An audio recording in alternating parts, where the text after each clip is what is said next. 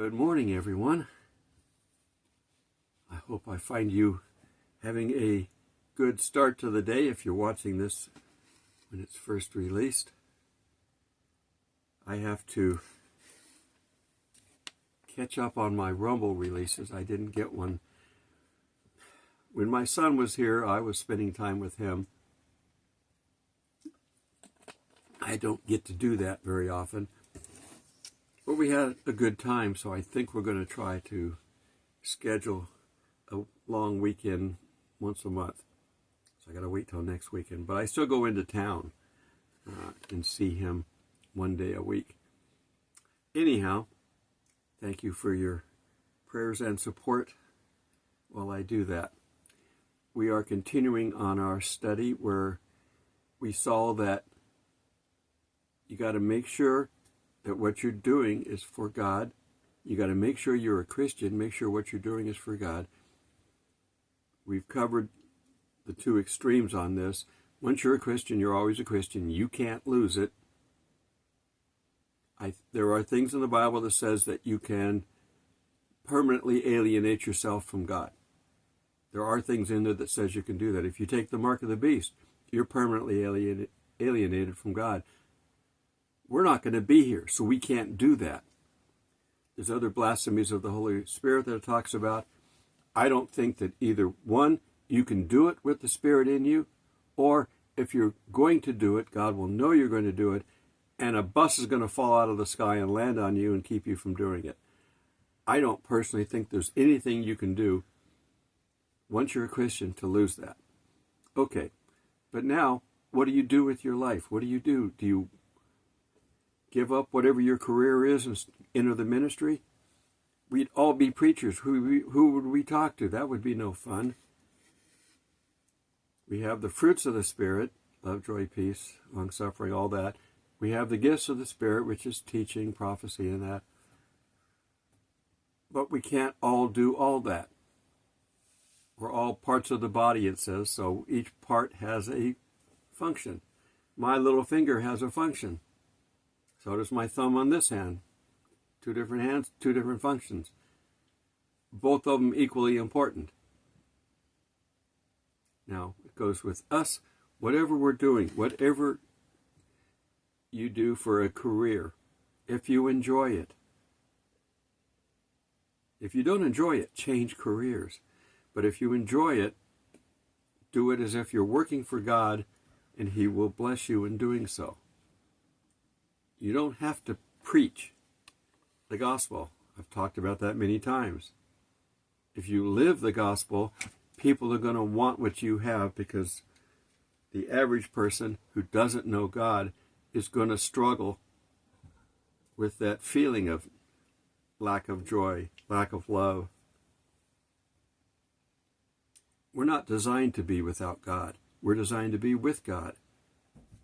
So if you're showing that to somebody, Kitty's zooming around, they're going to want it, and they're going to ask you about it. Now, the problem that you've got, and I have too, the same problem, once we tell somebody we're a Christian, they're going to be watching you. Do they really live up to what they say they do? Go get him, Kitty. So you got to be careful with that. That doesn't mean do all your bad deeds in the dark. No. Try to work on not doing bad deeds. If someone sees you doing something wrong, stop it. Ask God for forgiveness, and then ask the person for forgiveness. If they don't give it to you, that's their problem. God will. Okay, we're continuing on with James, because I want to show James is focusing on, if you are a Christian, there will be signs in your life that you're a Christian. If there are no signs in your life, then we got to go back to what my video was yesterday. Are you truly a Christian? I'm not trying to panic everybody, but unfortunately, because of what we studied yesterday and what we read from Matthew, there will people that Jesus will deny. Don't be part of that. And I don't think that he was talking to the world. He was talking to believers, we sat there and, well, for those of us that have studied the Bible and read it for a long time, we watched Jesus handpick his 12 disciples. Follow me, follow me, follow me. He handpicked Judas Iscariot, not the other one. Yet he knew he was going to betray him. But without Judas and his betrayal, we wouldn't be Christians. Jesus had to be crucified, so he was part of the plan. So feel sorry for Judas. Don't have anger towards him. In fact, never have anger towards people. Feel sorry for him and pray for him. Okay, so we're continuing on with James. I just read the first verse in the last video that he's a bondservant, and you know what a bondservant is. If you don't, basically, if you are a slave, and they had slaves forever. Everybody's been slaves. It doesn't matter your race, your color, anything, religion. Everybody's been slaves since the beginning of time. If you work for money, you're a slave to money. It says don't be. But if you're a slave and the master releases you and you decide not to go, you like it there. He's a good boss, master, whatever you want to call him, and you don't want to leave, you can become a bondservant. You basically still are a slave, but you can leave, but you choose not to. You like it there. So that's what James is saying. He's a bondservant to Christ or to God. He likes having Jesus as a master. So we should too. So he's talking to the 12 tribes. So we're continuing on in James 1:2. This is where I got to put the text in. I got to remember when I ramble sometimes, I have to play back my videos until I find where I mention the scripture, and then I put the text in at the bottom. If I say we're going to go to James, and then 5 minutes later I mention the verse, I still got to go through all that. So I got to find some way to cue myself. Remember Carol Burnett does that in her shows? She was saying hello to her grandmother who raised her. Profiting from trials. Okay, that's James 1:2. My brethren, count it all joy when you fall into various trials, difficulties, struggles, whatever. Get your thesaurus out and look up all the different words so you don't miss it. Knowing that the testing of your faith produces patience. Oh God, I want patience, and I want it now. If you ask for patience, he's going to try your patience. But let patience have its perfect work. Don't ask God to take away the trial if it's teaching you patience. Be patient with the trial, that you may be perfect and complete, lacking nothing. So if you're struggling, after a while it can become a problem, but if you're just struggling with it, cinch your belt, tighten everything up, and bear with it. God can take it away without you asking. But if you've got it, it must be good for you. So look at it that way. So you want to be complete and lack nothing. But if any of you lack something, ask for it. If you're asking God for something that will help you be a better person, a better representative to him, he's going to give it to you like that. You don't have to worry about it. Now, patience you may have to wait for, because by definition you have to be patient. However, everything else, wisdom. When Solomon was asked what did he want from God, he could have anything he wanted. He didn't ask for riches. He didn't ask for power. He asked for wisdom to be a good leader. Well, that impressed God, So he gave him wisdom and money and power to go along with it. But he didn't ask for that. So if any of you lacks wisdom, let him ask of God, who gives to all liberally and without reproach, and it will be given to him. But let him ask in faith. This is the only hang-up that you have to deal with. Ask in faith without doubting. For he who doubts is like a wave being tossed by the sea, driven back and forth by the wind. I'm ex-sailor, military sailor, so I know what it's like to be tossed by the waves. You have no control over those. Those are just out there. I can appreciate the fishermen out there in their boats and the waves coming up and them being perilous. I never felt our ship was going to capsize. It was designed to be able to handle big waves. And we had some. Mostly between Guam and Pearl Harbor when we were coming back. But we never went through a hurricane or typhoon, depending on what part of the world you're in. I even took a cruise. Now, me being we're wandering off again. Me being a Star Trek fan, I took a Star Trek cruise. Shatner was on there with his, 15, 18 grandkids or whatever. I'm sure that was part of the negotiated deal for him. Along with quite a few other people. John Delancey was on there. Denise Crosby. My dad knew her grandfather, Bing Crosby. So anyhow, I got to do that. And we avoided one port because there was a storm. I'm claustrophobic, so I had to pay a little extra to have an outside window in my room. So I couldn't be in an enclosed. When I was in the Navy, I was in an enclosed area. But I think it's gotten worse, my claustrophobia. Back then, I put up with it. But I have trouble with it now. But anyhow, we had a nice, comfortable ride. There was a little bit of rocking, but never enough to be finding the rail. Okay. So waves can toss you back and forth, and you don't have any control over it. You just have to deal with it. The waves are tossing. You just keep working.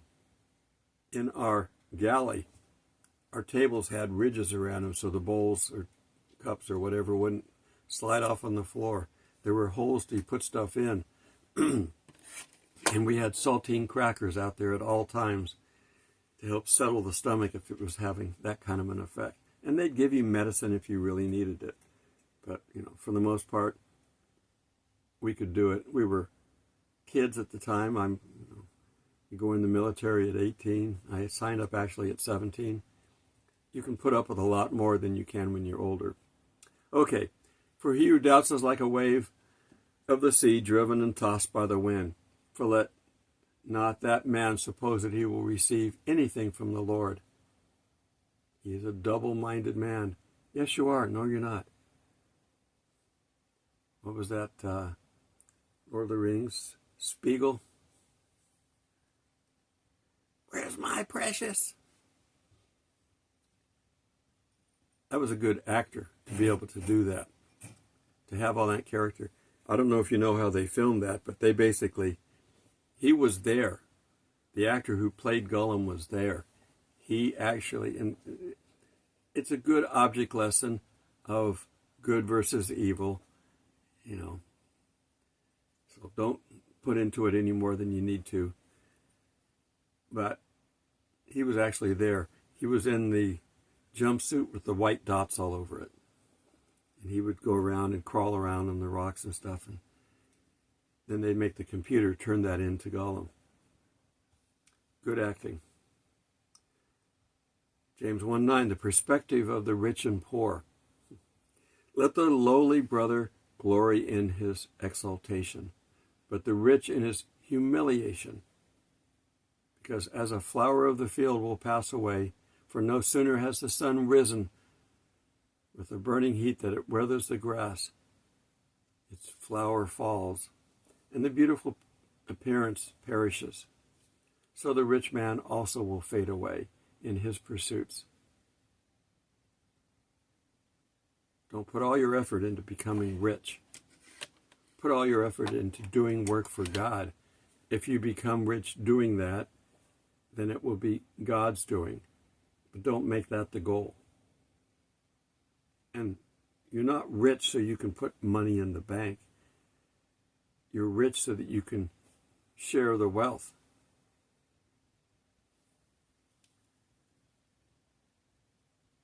Continuing on, blessed is the man who endures temptation, for when he has been approved, he will receive the crown of life which the Lord has promised to those that love him. We all get a crown when we go to heaven. We all get one crown. There are other crowns that you may earn during your life, but we all get one. That's our participation trophy. You see how Satan takes things that are good and twists them? But we all get one crown. And that's, I don't know if Jesus is going to present it to us at our graduation ceremony, which would be the Bema seat, or whether we just show up with it, I don't know. 113. Let no one say when he is tempted, I am tempted by God. For God cannot be tempted by evil, nor does he himself tempt anyone. People ask a lot of times, why did God create Satan? Well, he didn't want to, but he had to. They ate from the tree of the knowledge of good and evil. If nobody has any choices in life but good choices, you're always going to make a good choice. How can you know whether or not you're picking the right path if you don't have a bad choice? So Satan provides the bad choice. And Satan does the things that God won't do, like tempting. How can we know whether you can hold up to temptation unless somebody tempts you? Satan has a job to do, and he's got no power over you at all if you're staying near Jesus or staying near God. Hello, baby kitty. I know, you're right here. We're going to show everybody that you're here. How you doing?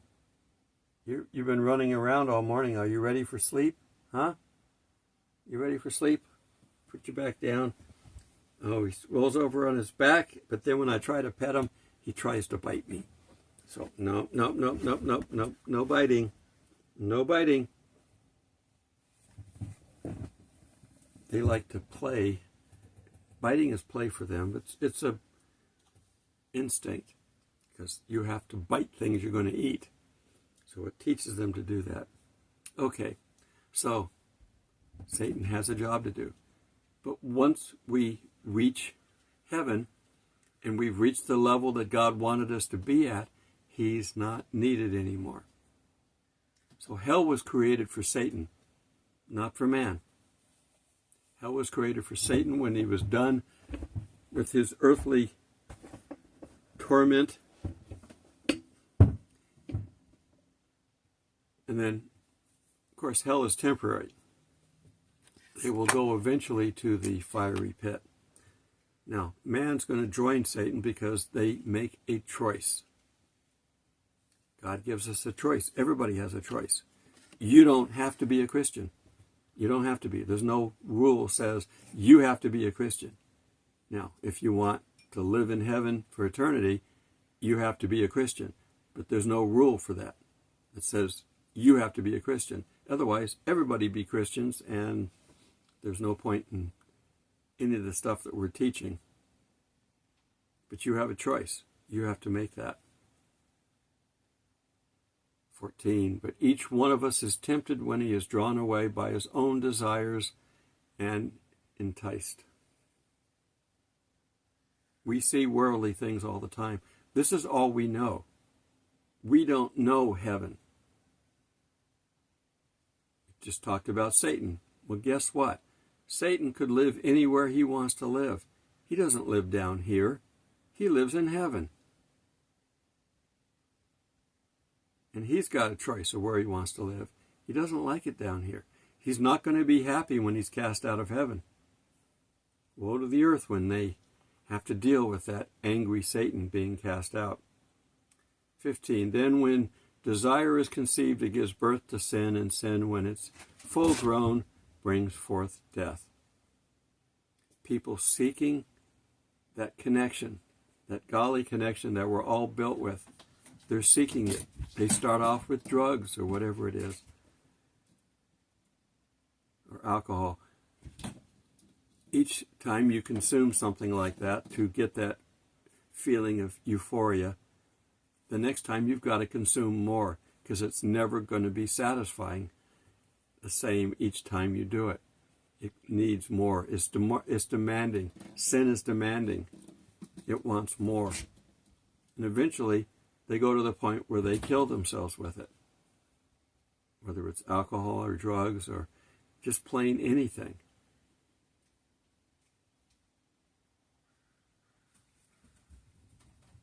So it brings forth death. Do not be deceived, my brethren. Every good and every perfect gift is from above. So if you've got something good, it didn't come from Satan. It comes, if you're a Christian, it comes from the Father.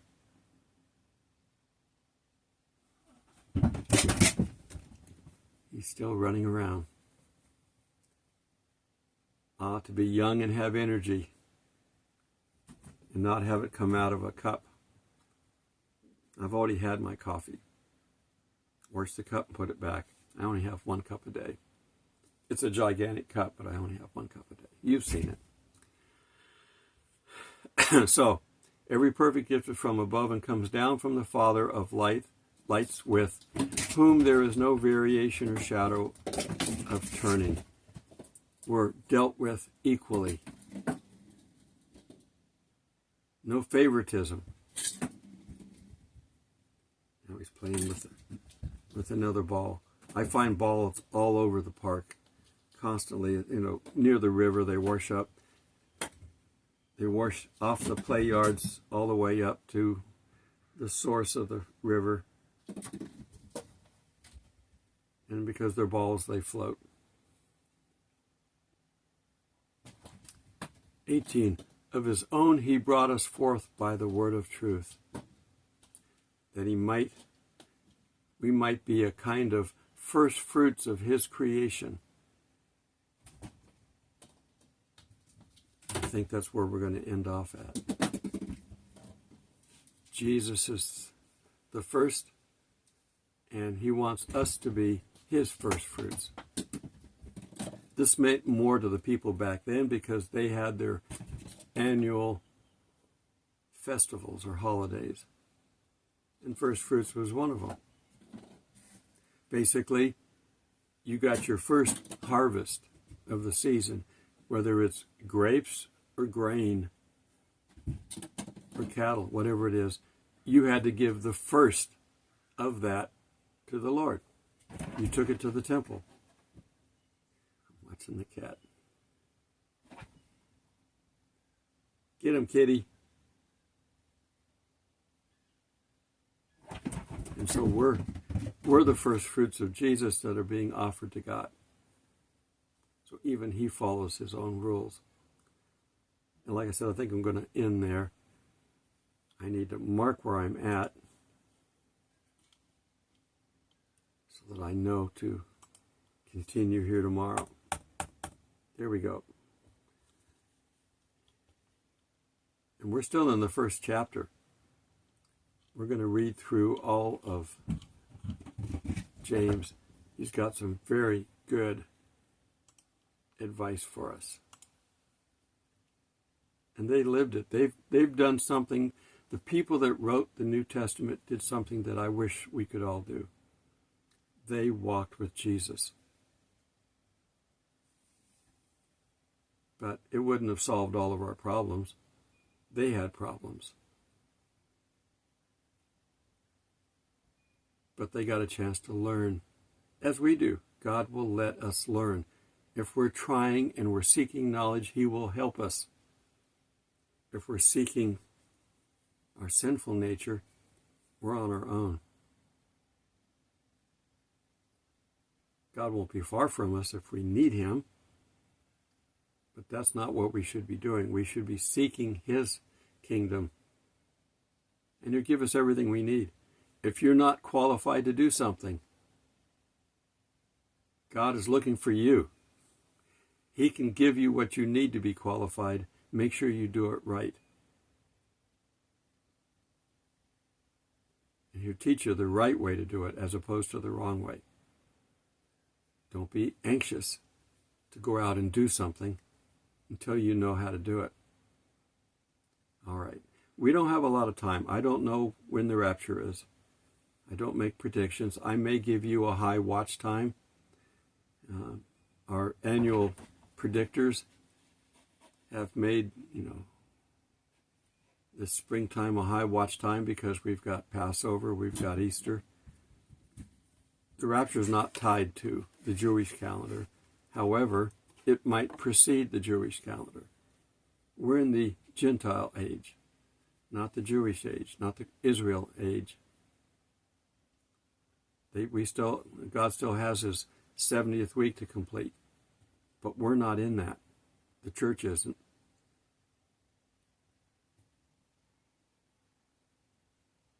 We just need to be patient. All right, until we meet in the clouds, click the thanks button if you enjoy the video, or check out my other ways to support this ministry. I am not taking any other work. I'm not totally turning it down, but I put in for some, but I haven't gotten any. I'm not terribly upset about it.